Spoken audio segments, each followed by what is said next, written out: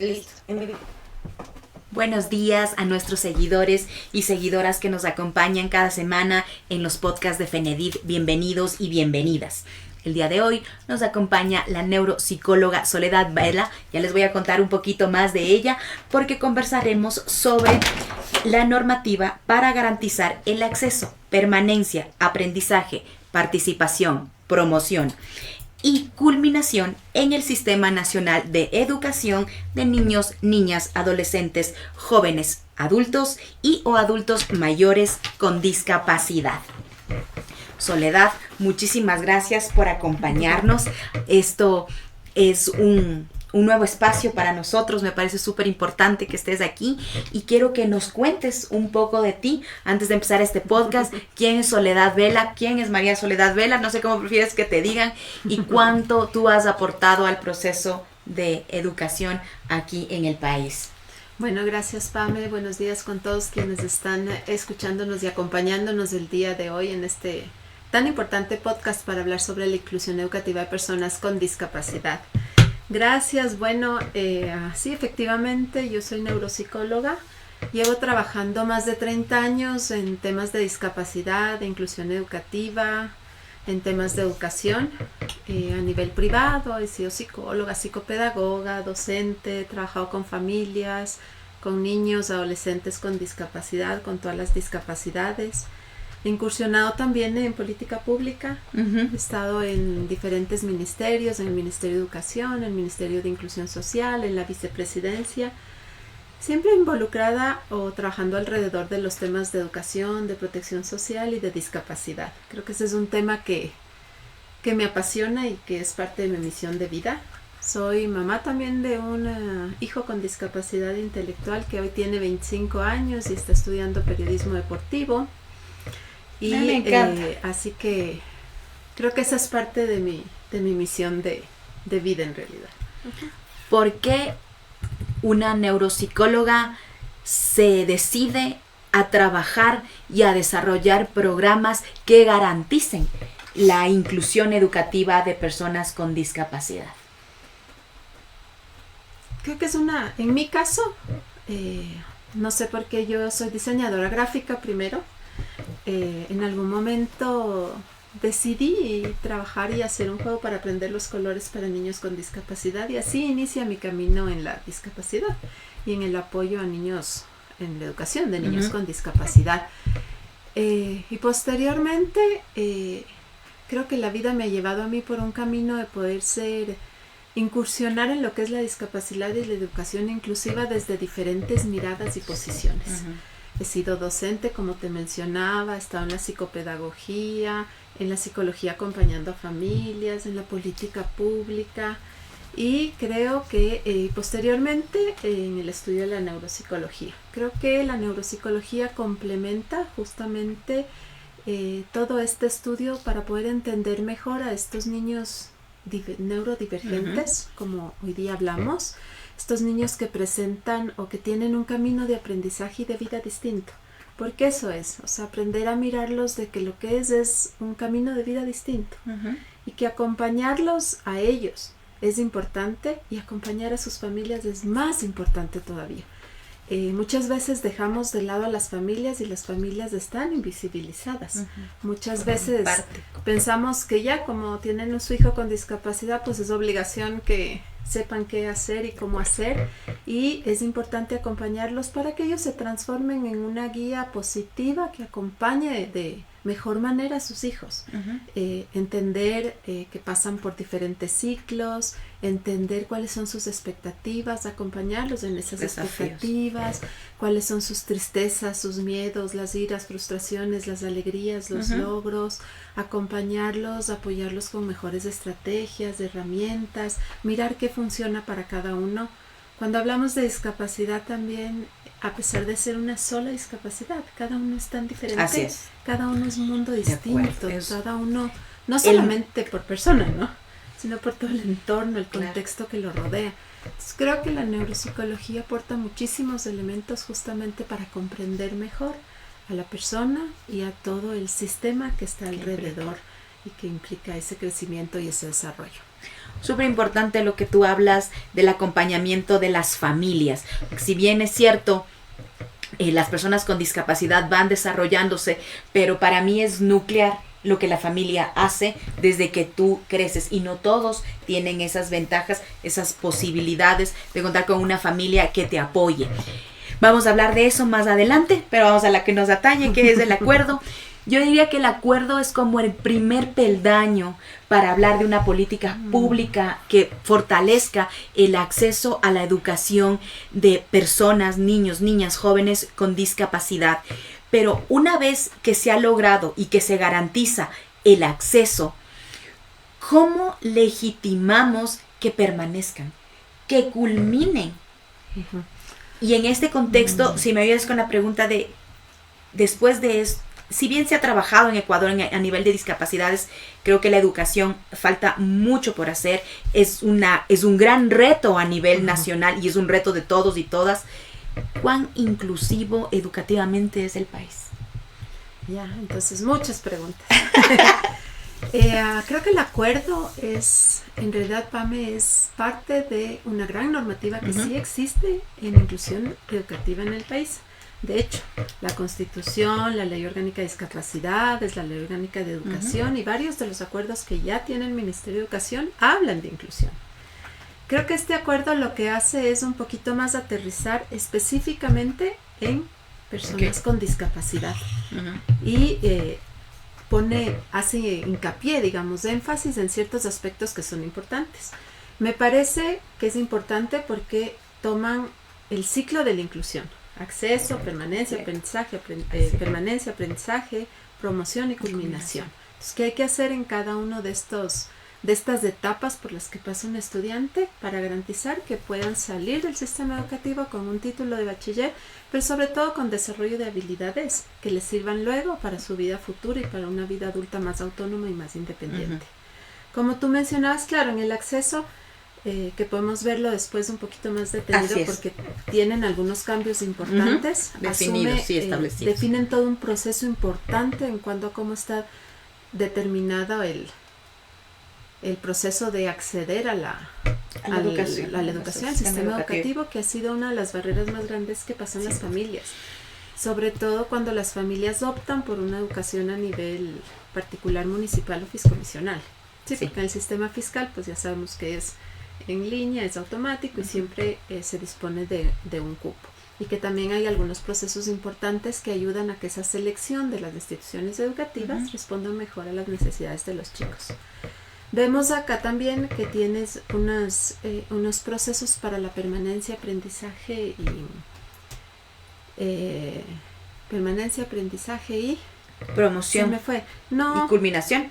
No, aprendizaje, permanencia y participación.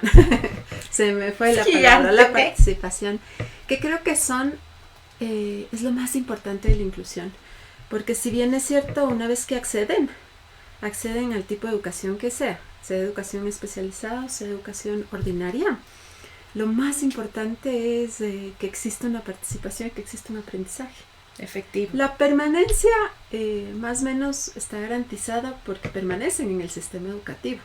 Se promocionan y culminan, porque tienes procesos para terminar el bachillerato, y en casos de discapacidad, sobre todo por ejemplo intelectual o donde hay compromisos intelectuales, tienes establecido un proceso para que se adapte el proceso de la titulación de bachiller.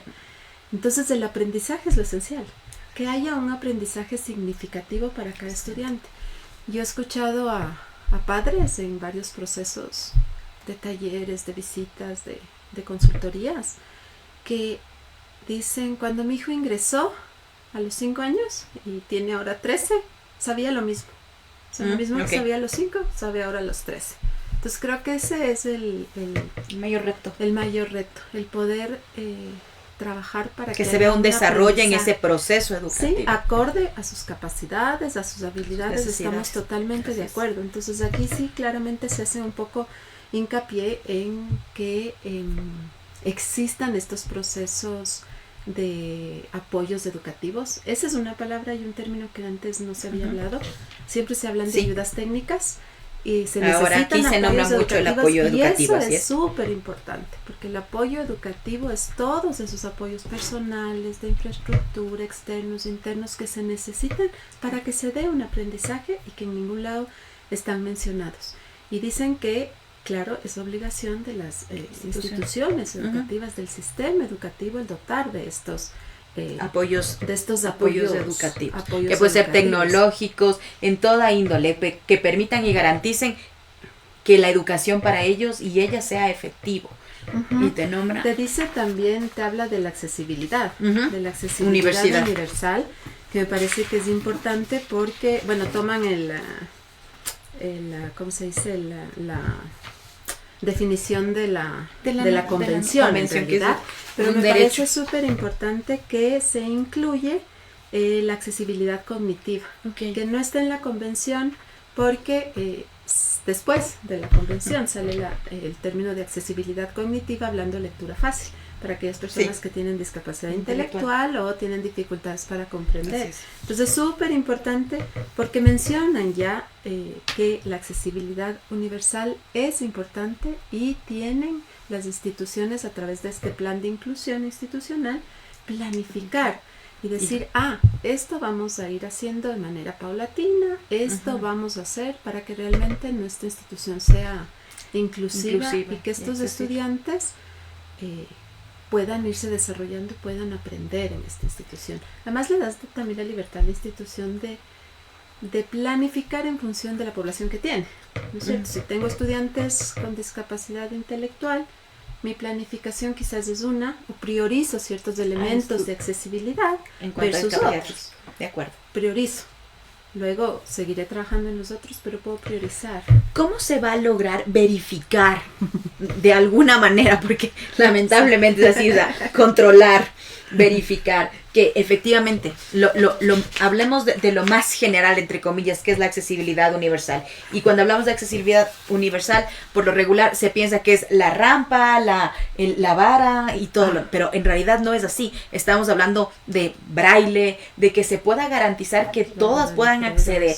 ¿Cómo desde las instituciones que son las rectoras y que están trabajando en todo el acuerdo se va a lograr que se verifique accesibilidad, los apoyos educativos, que no existan las barreras de aprendizaje que de alguna manera han impedido que los niños y niñas ingresen al sistema educativo, que sea una política pública que incluya a todos? ¿Cómo logramos algo así? Creo que yo me estuve analizando el acuerdo y decía, ese es el gran reto y desafío. Por supuesto, ese es el gran reto y desafío. Creo que cuando tú mencionaste este acuerdo también habla de barreras para el aprendizaje y es la primera vez que también se menciona que lo esencial es eliminar esas barreras. Así es.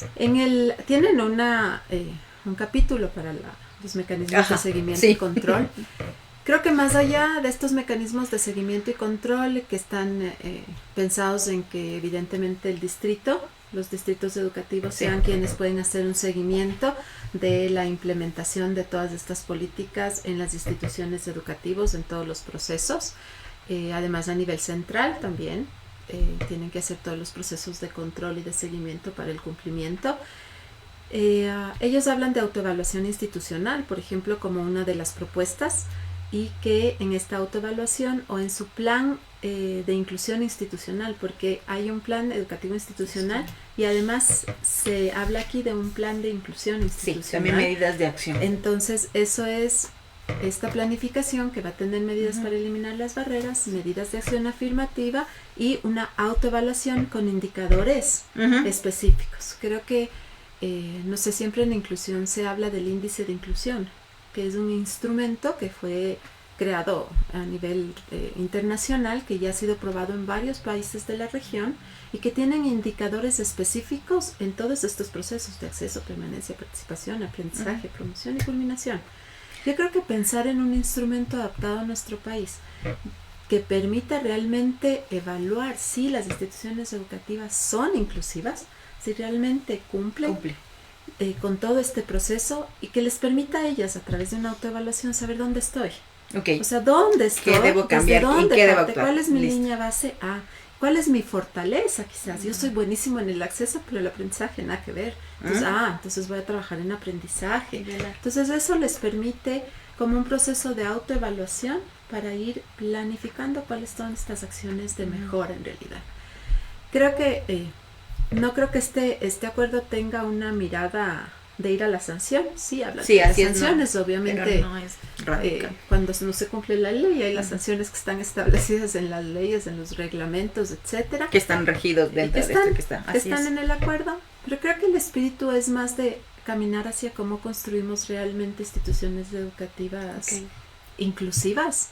Creo que hay un gran reto de poder trabajar con los distritos educativos, porque ahí ellos son quienes van a recibir, por ejemplo, cuando no hay acceso, van a recibir las cartas de los papás indicando que no les dieron el acceso, cuando no se apliquen las estrategias de inclusión en el marco del diseño universal de aprendizaje, van a recibir los procesos de sensibilización también, de formación a los que ahora... Todo lo que nos mencionan, ¿no es cierto?, van a recibir los distritos, y muchas veces pasa que los distritos no saben, queda más a un tema subjetivo, y aquí tiene que estar bien claro qué es discriminar. ¿Cuándo estoy discriminando? ¿Cuándo estoy faltando a la ley?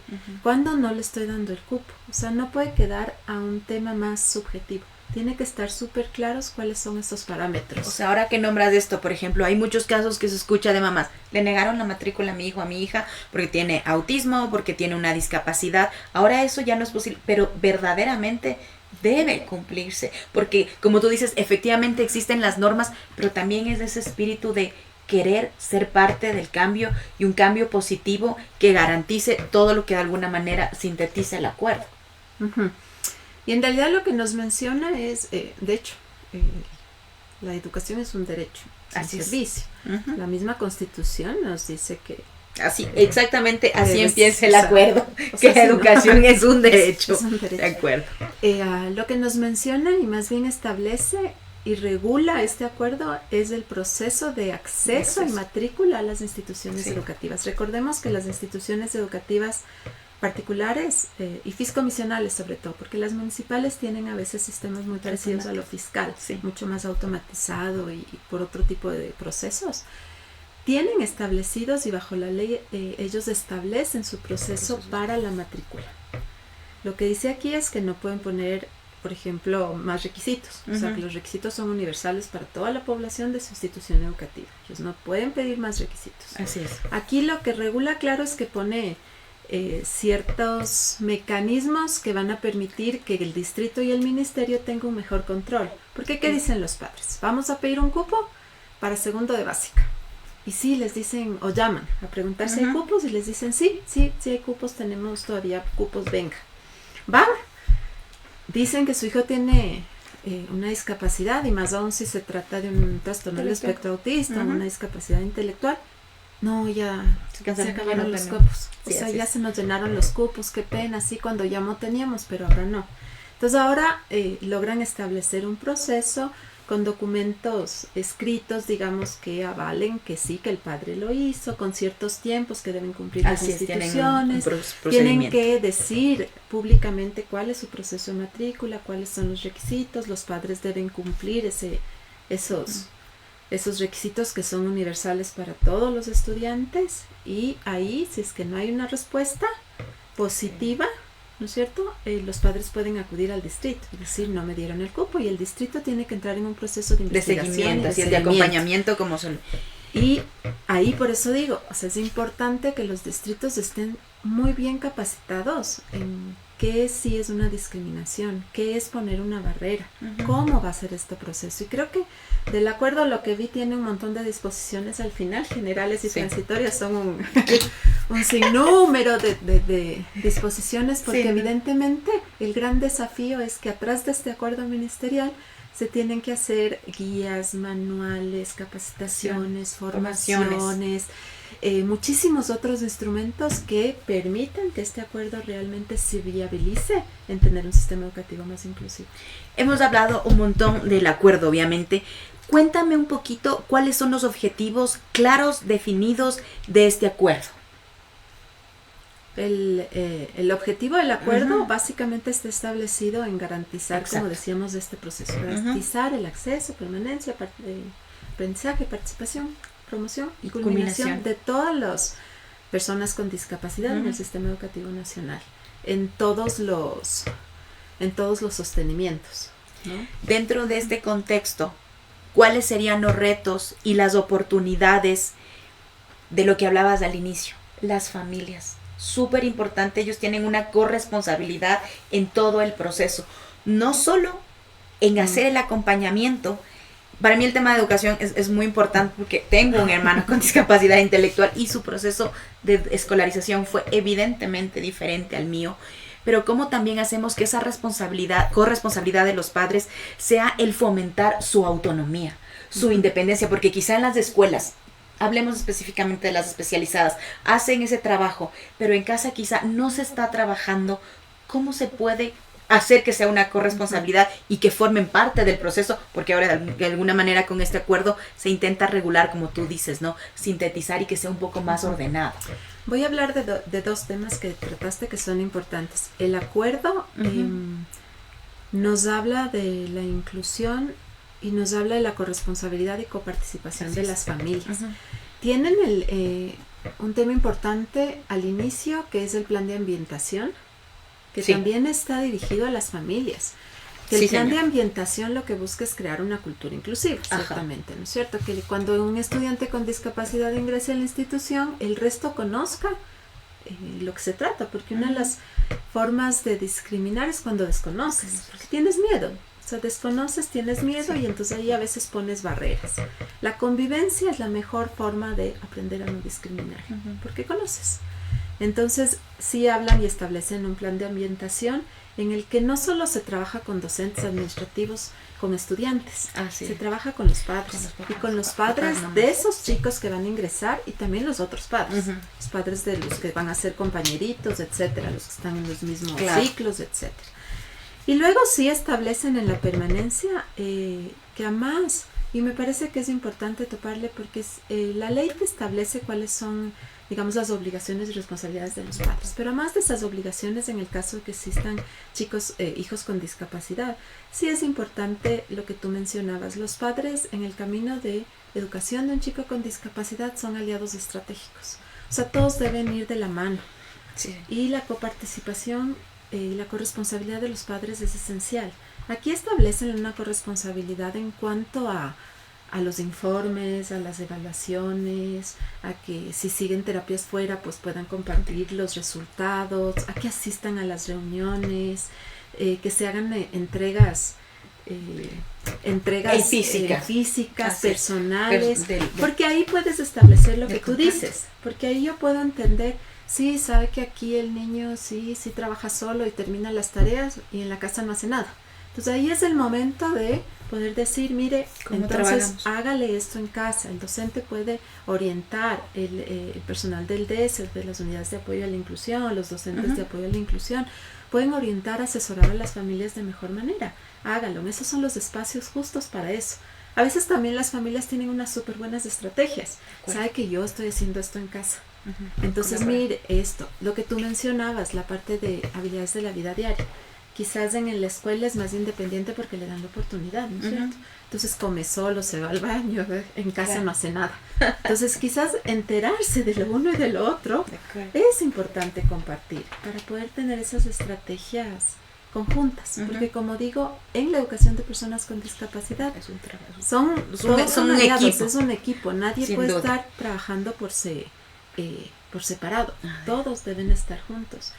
Y lo que mencionabas de las habilidades de la vida diaria, habilidades sociales, creo que también ahí hay un cambio importante porque el currículo habla ahora de habilidades socioemocionales, ¿no?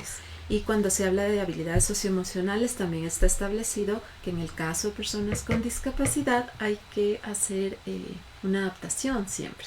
Siempre hay que mirar cuál es la condición de la persona y hacer todas estas estrategias en el diseño, en el marco del diseño universal, que están encaminadas o están enfocadas a que puedas desarrollar en ellas los que ellos necesitan para una vida adulta futura más autónoma, más independiente.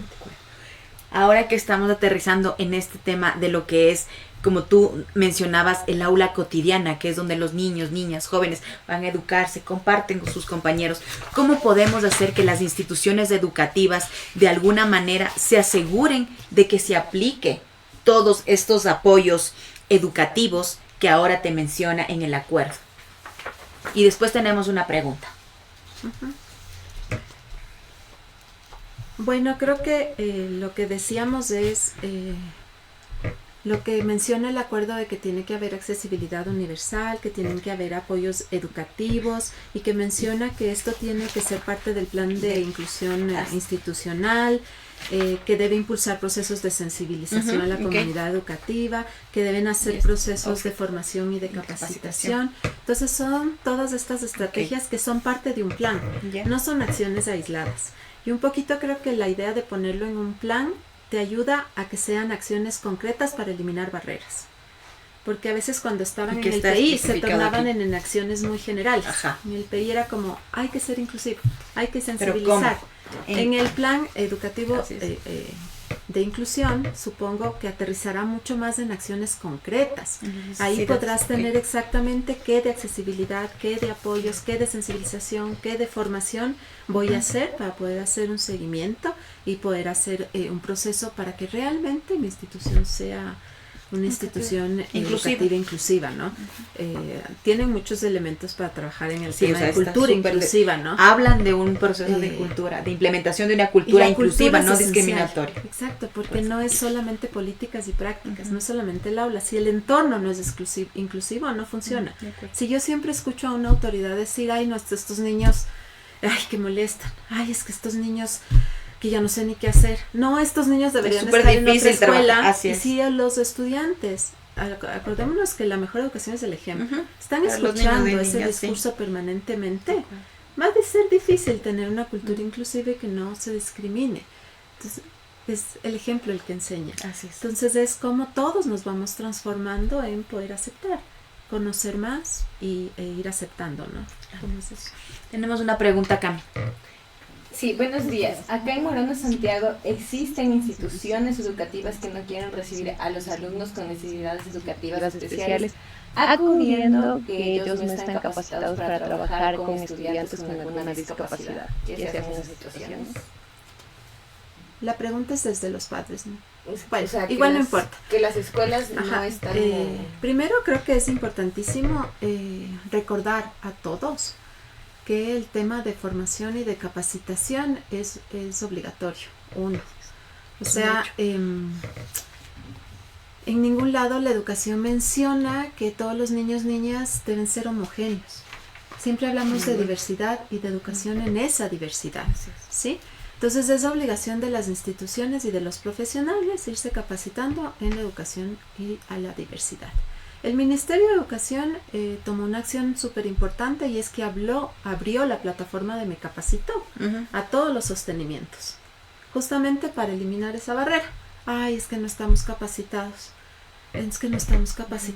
Entonces ahora tienen la oportunidad de capacitarse. Y en la plataforma de Me Capacito tienen muchísimos cursos relacionados en la atención a la diversidad, a la atención a la discapacidad, a diferentes discapacidades, con muchas estrategias y herramientas. Esto por otro lado.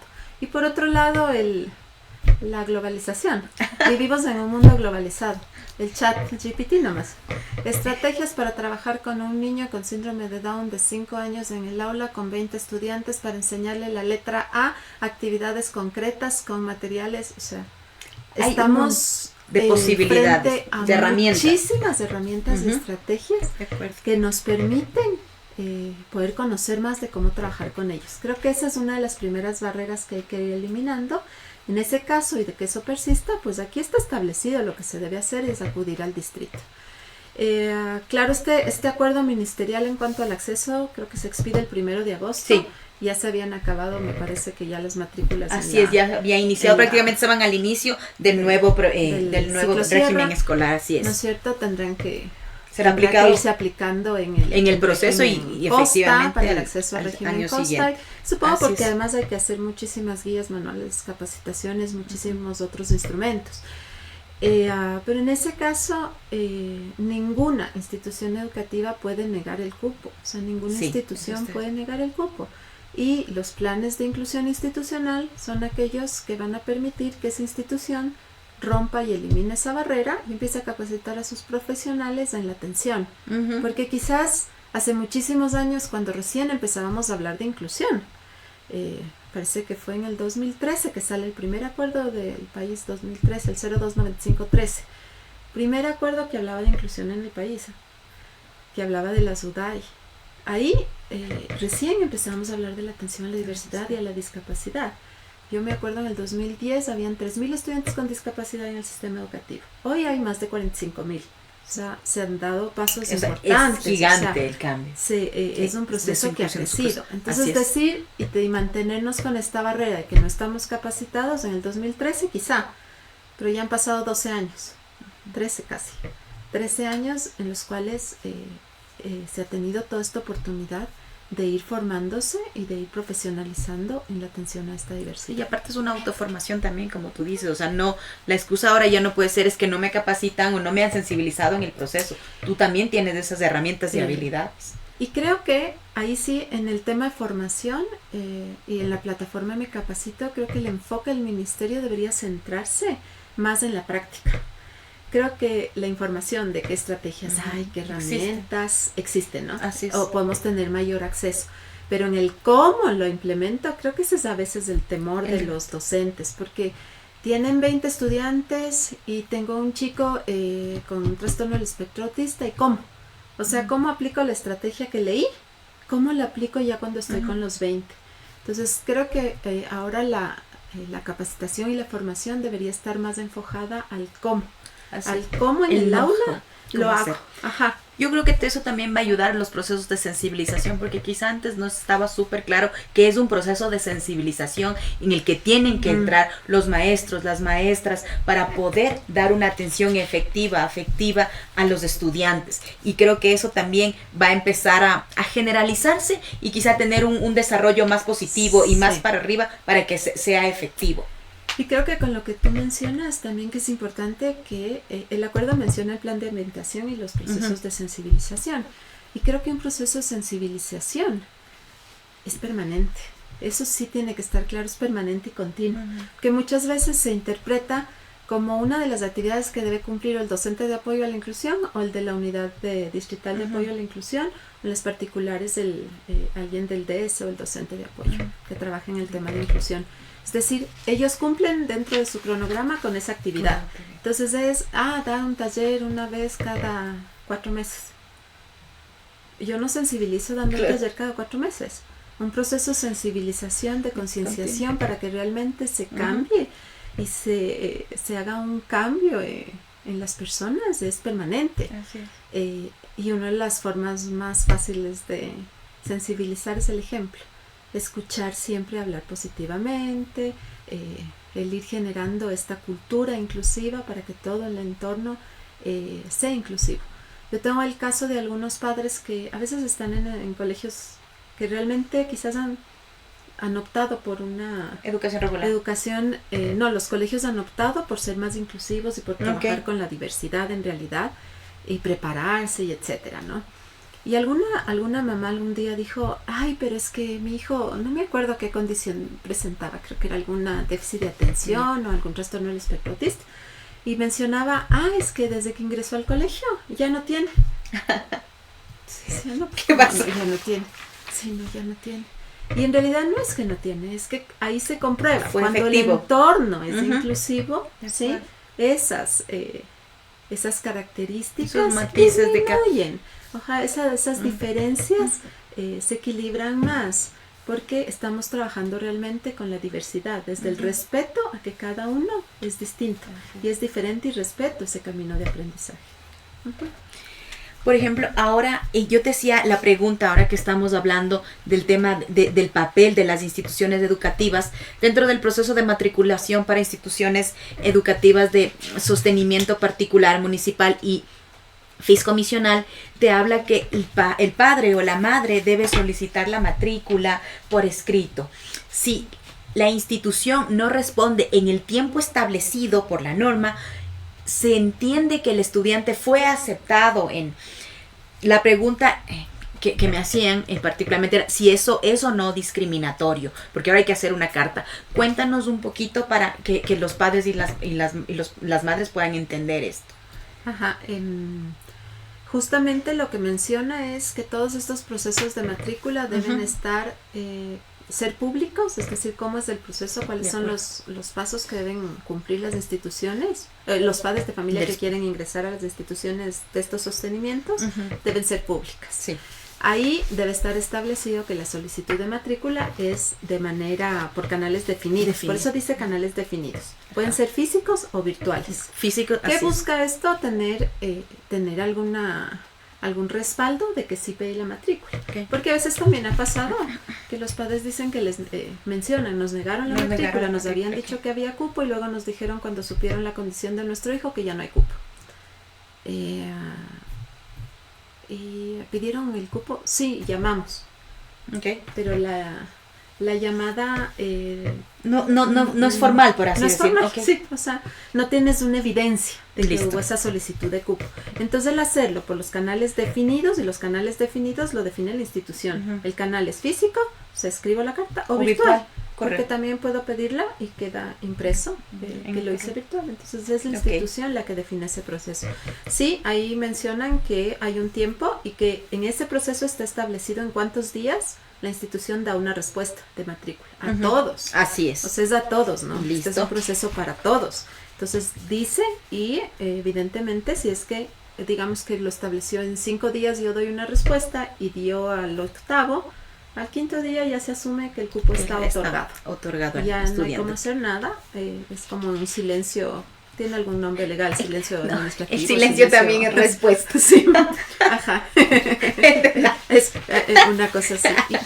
Y si es que hay una negación del cupo, entonces ahí empieza este proceso con el distrito, como decía, por eso digo... Ahí hacen el acompañamiento. Exacto. Incluso te habla que si una institución quizá le negó una vez y otra institución le volvió a negar, también están obligados, entre comillas, vamos a usar esa palabra, para hacer ese acompañamiento, para garantizar que el estudiante pueda ingresar. Claro, porque de hecho luego del proceso hay dos cosas, ¿no? O sea, si es que el distrito define que si hubo una discriminación, automáticamente tienen que integrarlo a la institución, y si es que no, pues tienen que buscar otra institución educativa. De acuerdo. Si es que no hubiera eso. Pero por eso digo que en este acto administrativo que se llama la responsabilidad del distrito es enorme.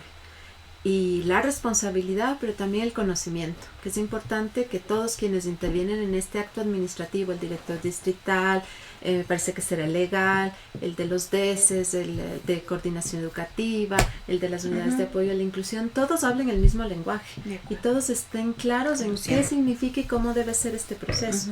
Seguramente en las disposiciones transitorias o generales debe estar establecido que se va a establecer unas guías manuales o capacitaciones o formación a nivel territorial, justamente para poder para poder fortalecer las capacidades de las personas y que todos hablemos el mismo idioma. Porque luego dicen sí, pero es que los distritos nunca hacen nada. No se puede generalizar, a veces también hay situaciones en que no conocen, no saben, y queda de manera subjetiva a ver si es que es discriminación o no es discriminación. Y creo que en la ley está establecido, ¿no? Con sanción muy grave, que no se pueda acceder, que no le puedes discriminar, y obviamente aquí se vuelve... Y negar la matrícula tampoco, entonces... Y está establecido que son sanciones, creo que son muy graves o graves, entonces está establecido en el reglamento y la ley. Entonces, y aquí se vuelve a hablar de este tema, de que no, de límite, o sea, de decir no hay las barreras, estas brechas que de alguna manera impiden que los estudiantes puedan acceder a la educación efectiva. Esta pregunta, un poco dentro del contexto del acuerdo, pero también dentro de esa corresponsabilidad de las familias, de cuán importantes son en el apoyo, en el desarrollo, en la gestión del estudiante. Y no solo creo que es para los niños o niñas con discapacidad, sino yo creo que es en general, o sea, en tu proceso educativo, niño, niña, o sea, sí necesitas que la mamá haga el deber, esté pendiente, no se descuide, estudie. A medida que vas creciendo, vas adquiriendo esa independencia educativa. ¿Tú crees que es posible que un estudiante con discapacidad intelectual, entiendo que sí es posible, logre la escolarización regular? ¿Cómo ayudar a los padres? Porque hay mucha confusión ahí de que el papá, o sea, mi hijo, como tú dices, entró a los 7 en la institución, tiene 13 años y su línea de aprendizaje ha sido neutra, no veo ningún avance. Entonces hay muchos papás que con hijos con discapacidad intelectual, con hijas, no sabe sumar, no sabe restar, no sabe leer, pero quizá tiene otras habilidades en cuanto a su vida independiente. ¿Cómo hacer que de alguna manera eso sea un poco más equilibrado y no hay esa diferencia entre que el papá requiere que su hijo tenga las habilidades regulares a nivel educativo, por así decirlo? A mí me parece que ahí lo esencial es, y por eso mantengo que lo esencial es trabajar con los padres, y ojalá podamos trabajar con ellos desde que nacen los niños, desde que nacen, desde el nacimiento, ojalá desde que a veces ahora ya se puede saber, se da un diagnóstico, uno puede saber intraútero si es que el niño tiene alguna discapacidad, sí, en la mayoría de los casos. Trabajar con ellos desde el inicio, porque claro, esto parte del ciclo normal. Los padres entran en un shock. Imaginémonos, ¿no? Cuando te dicen que tu hijo nació con discapacidad o adquiere una discapacidad, entran en shock. Es ahora qué va a pasar, cómo va a ser nuestra vida, el miedo, la incertidumbre, el futuro, qué va a pasar. Entran varios actores también en la dinámica, a veces familia extendida, lo que dicen, o sea, hay muchísima gente que interviene cuando la misma familia no sabe todavía qué hacer. Entonces el acompañamiento es esencial justamente para que ellos puedan convertirse en estas guías positivas del camino de sus hijos. La elección del tipo de educación está en los padres. Ellos deciden, de acuerdo a la ley, ellos deciden si van a modalidad de educación especializada o regular o ordinaria. Perfecto. Y por eso justamente hay que establecer todas estas regulaciones, porque si la elección del padre es que vaya a educación regular o ordinaria, digamos ordinaria, se tienen que establecer todas las adaptaciones, todos los recursos. Podríamos hacer más bien otro programa en el cual analicemos cuáles son las ventajas de la educación especializada y de la educación ordinaria, en el caso de discapacidad intelectual, ¿no? Específicamente. Pero no podemos generalizar. No podemos decir qué es lo que van a aprender, hasta dónde van a aprender, qué es lo que aprenden mejor acá. La decisión está en los padres y la obligación de las instituciones es hacer las adaptaciones. Por eso están las estrategias de las adaptaciones. Las adaptaciones curriculares individuales. Sí. Dentro en el marco del diseño universal de aprendizaje son las que responden a los estudiantes que presentan discapacidad intelectual o un compromiso cognitivo mayor, que requieren lo que antes se llamaba las adaptaciones grado 3. Estas adaptaciones curriculares individuales corresponden a esto. Hoy te habla de que tienen que tener un acompañamiento incluso oportuno y individual. Si es que quieren, o sea, si es que necesitan el docente de apoyo externo. Exactamente. Esa es una opción que también menciona el acuerdo, que antes en ningún lugar estaba regularizado, o sea, hacía mención que es importante, porque regularlo es importante, ¿sí? Es una decisión, igual lo dice, es una decisión y un acuerdo entre la institución y los padres. Es algo que no necesariamente tiene que ser permanente, puede ser analizado año tras año, porque la idea es que vayamos creando mayor autonomía y mayor independencia. Entonces, ¿cuál es la mejor opción? Sí, está en el camino de los padres. Y creo que en ese camino, por eso es importante acompañarlos, hay que acompañarlos. O sea, no hay decisiones malas, los padres siempre toman decisiones por amor. Los padres siempre toman decisiones por amor. Porque ellos necesitan saber eso, sin duda. Quizás no era la mejor en ese momento y pues siempre podemos cambiar, ¿no? Ese es el acompañamiento, el poder ir mirando, sirvió, no sirvió, mira, mejor por acá, mejor hagamos esto, mejor hagamos lo otro. Porque es perfectible, porque no nacemos con el manual, los padres y madres ninguno, no nacemos. Aun cuando tengas hijo con discapacidad, no hay un manual. Jamás. Entonces ese camino, yo lo único que digo es, todas las decisiones que las toman son con amor, y con el amor infinito. Entonces una decisión correcta en su momento. Es una decisión que no está escrita en piedra. Entonces que el proceso de acompañamiento nos puede permitir que haya un cambio, que modifiquemos o que hagamos algunas cosas distintas. Y por eso para mí es esencial el acompañarlos. Además porque hay ciclos, ¿no? No es lo mismo cuando recién ingresa, cuando está pequeño, cuando va a primaria, cuando ya va a secundaria, cuando son adolescentes, cuando va a terminar y cuando termina el bachillerato y esta transición hacia la educación superior que va a pasar, hacia la vida adulta, hacia el futuro. Entonces todos son ciclos y en todos estos ciclos es importante acompañarlos. Y quizás ahí los docentes y quienes trabajan en las instituciones educativas tienen un rol esencial. No convoquen solo a los padres para contarle lo que no hace su hijo o en qué se equivoca. Y ahora eso le pasa. No, llámenlo para decirlo, miren, está en esto, es que es espectacular, cómo ha avanzado, hemos logrado esto, cuéntenle las cosas lindas, los logros, porque él de lo que no hace su hijo, o lo que le falta, o lo que le es difícil, claro. Lo sabe, lo vive 24/7, él es quien vive con su hijo 24/7 y muchas de esas cosas las sabe. Pero ustedes no saben el impacto positivo que tiene en esa familia cuando le llaman a las reuniones y le cuentan todo lo que ha logrado. Bueno. Y no comparándolo con los otros niños. Es. Porque cada niño tiene un camino personal. Cada niño tiene su propio camino.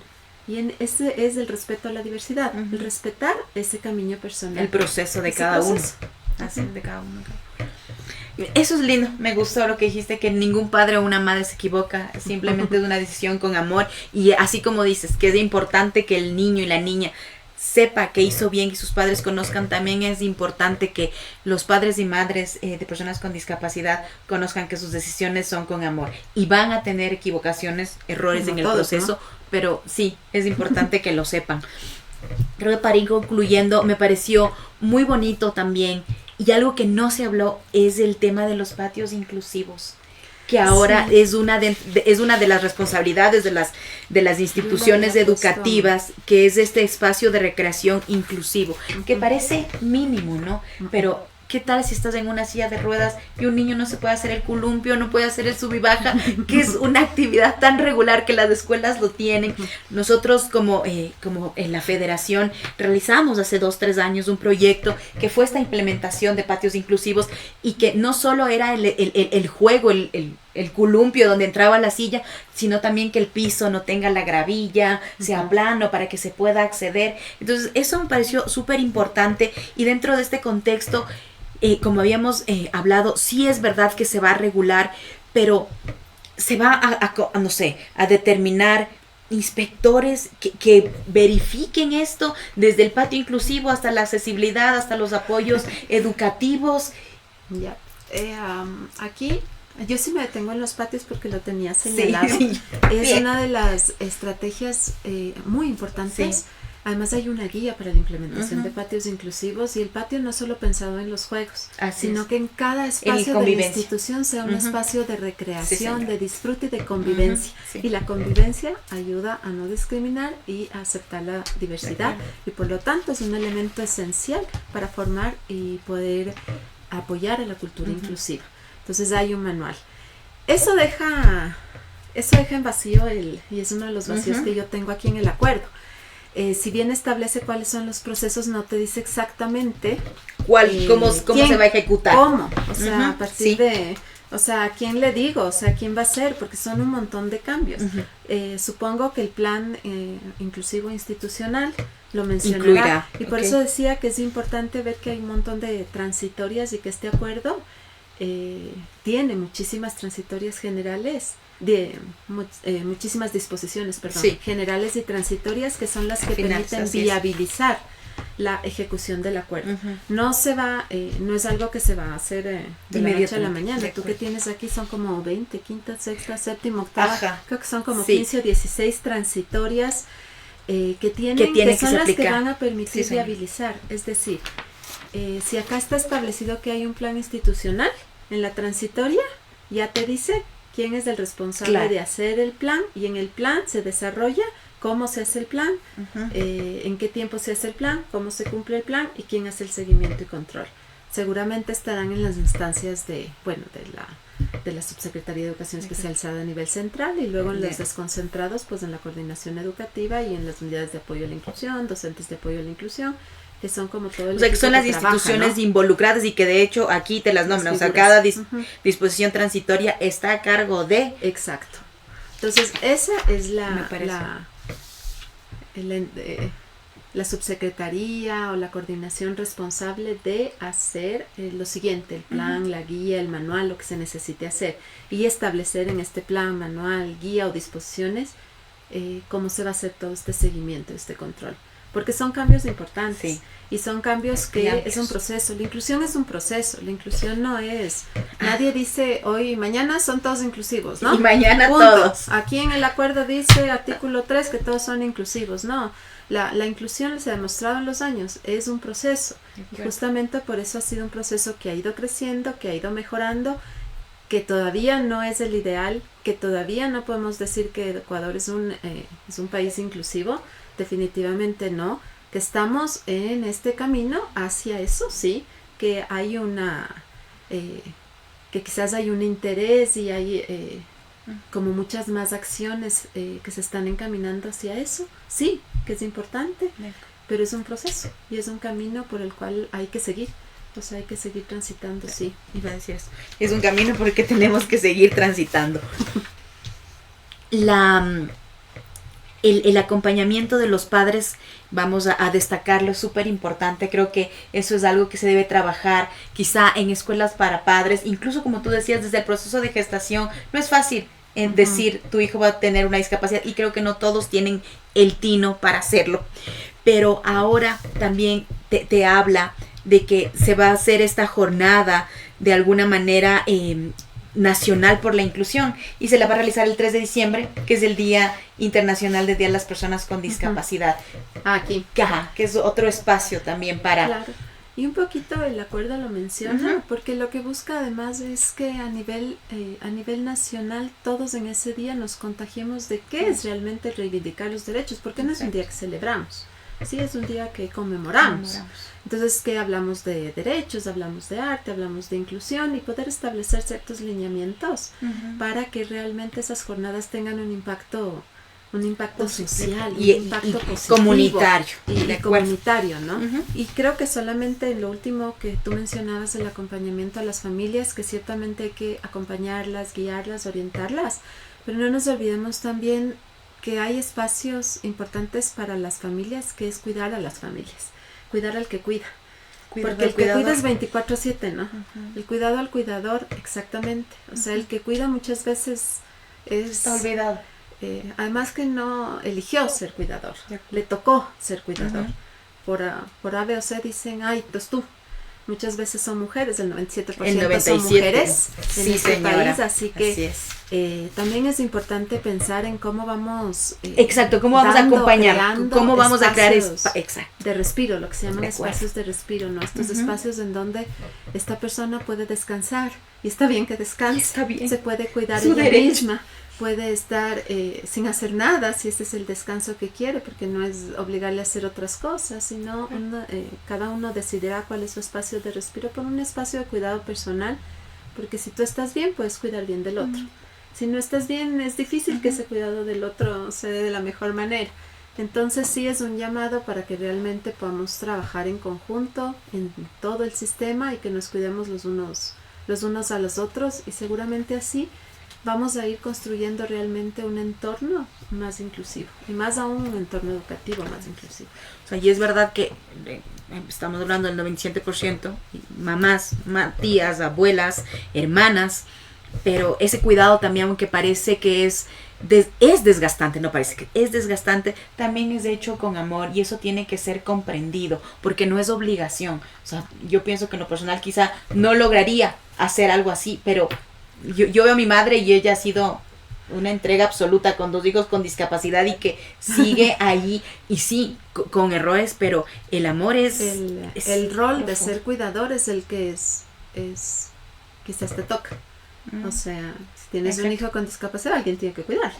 O sea, y generalmente es la mamá, ¿sí? Ese es el rol te tocó. Ahora, obviamente, no conozco. O sea, no podría decir de un caso que no lo haga con amor. Así es. Sí, que no lo haga desde vida, 24/7, lo hacen con todo el amor, pero no hay que llegar al sacrificio. Es un momentito de poner el límite, de sentirse bien, pensando en que tienen que cuidarse, sentirse bien si alguien más les ayuda en ese cuidado. Es un poquito concientizarnos sobre, está bien decir, estoy cansada. Ya no más. Porque también hay una creencia social, creo que este tema también lo hemos de topar en otro momento, pero hay una creencia social que te dice, no, pues tienes que estar feliz todo el tiempo, 24/7 cuidándole, descansada, con energía, con fuerza para hacer todo positivo. Y ya no puedes más, y sigues intentando mostrarte como que con un montón de energía, y está bien decir, un ratito, yo necesito descansar. Es que eso también hoy día hagan lo que quieran, que le cuide quien quiera, yo me voy. O sea, está bien. Porque está bien, también es tu derecho decir, no, bueno, estoy cansada. Este es mi día, ¿ya? Voy a hacer hoy algo es mi para día, mí. al menos hoy O sea, es de acuerdo. Y eso también está bien, ir creando esa conciencia en todos. Así es. Uh-huh. No. Igual, no nos olvidemos, ¿no? Docentes, todos quienes trabajan en educación, los temas de salud también son cuidadores. Son personas que cuidan a otros. Entonces, este tema de la salud y bienestar personal es un tema que todavía no se lo habla mucho. Que se está empezando a hablar, pero que es esencial.